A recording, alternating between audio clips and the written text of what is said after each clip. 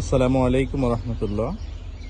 আলহামদুলিল্লাহ, আমাদের পেঁপে গাছে বেশ ভালোই ফলন হয়েছে। 100 গাছ রোপণ করা হয়েছিল আমাদের এই জঙ্গল বাগানে। 100 গাছের মধ্যে 3টি গাছ আছে, এর মধ্যে এটি সবচেয়ে বেশি ফলন হয়েছে।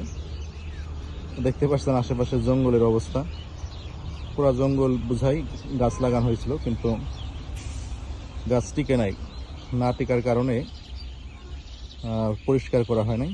তো একটি গাছ এখানে দেখাচ্ছে, আর পিছনে আরও 2টি গাছ আছে। তো আলহামদুলিল্লাহ, এরকম যদি 100 গাছ থাকতো তাহলে কতই না ভালো হতো, কত পেঁপে হতো। উন্নত জাতের, এটা খুব মিষ্টি পেঁপে। শিলা, ঢাকা রিচা মহাসড়কের পাশে আমাদের এই জঙ্গলটি। এই আমাজন জঙ্গলের ভিতরেও একটি গাছ আছে।